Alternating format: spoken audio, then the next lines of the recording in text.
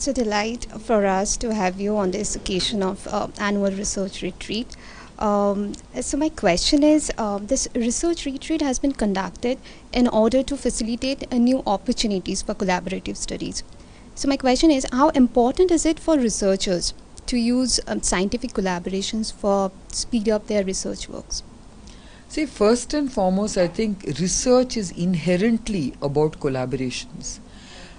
Research is about basically looking at, having a curious scientific interest or a scientific curiosity, which basically questions, which basically creates new knowledge, and you cannot keep that new knowledge contained in isolation, right? So you need to collaborate. You need to see how that research is relevant, how that research can be converted into something else.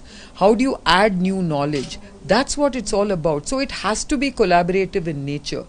And I think the fact that you're having a research retreat where you're bringing together researchers from everywhere is actually a very, very important part of that understanding that you cannot research in isolation.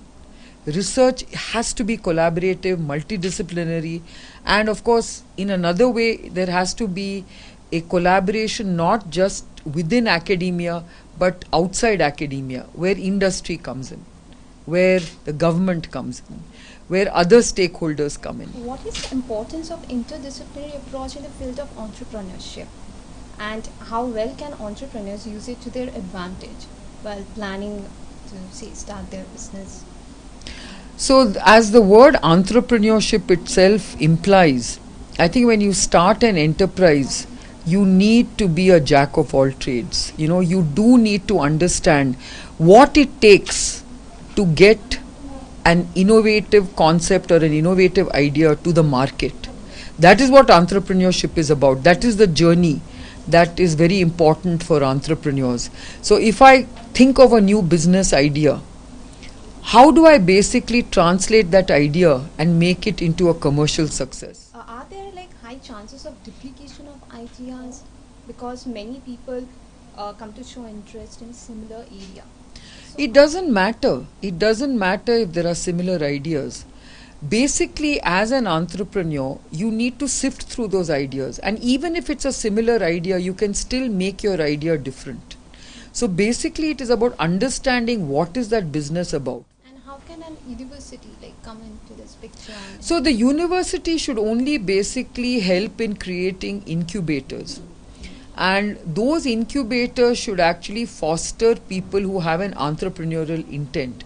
So from a university's point of view, I think you need to have a system which basically allows people to come up with their business models and then have a group of people who know what entrepreneurship is about, and then actually select potentially good entrepreneurs and give them as their prize a space in the incubator. At the Global Investor Meet in Bangalore a few months back, you have said that the enterprising spirit and manpower talent base of Bangalore, as well as the policies of the state government, were main reasons for the emergence of Biocon as Asia's largest biotechnology company.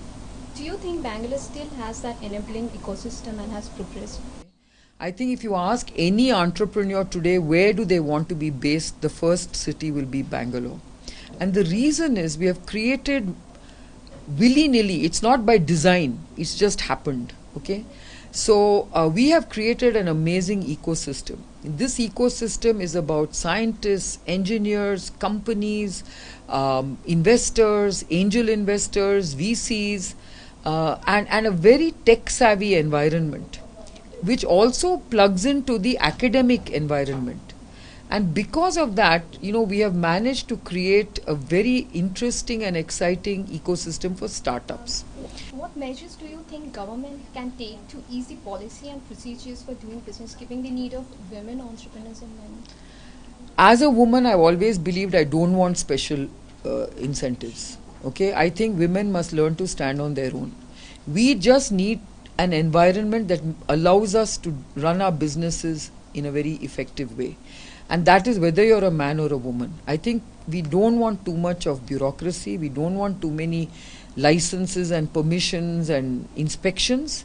So I think for the first, my advice to the government is, for the first 5 years of any entrepreneur's business life, hands off. Don't touch them. Let them do what they can to build their businesses for the first 5 years.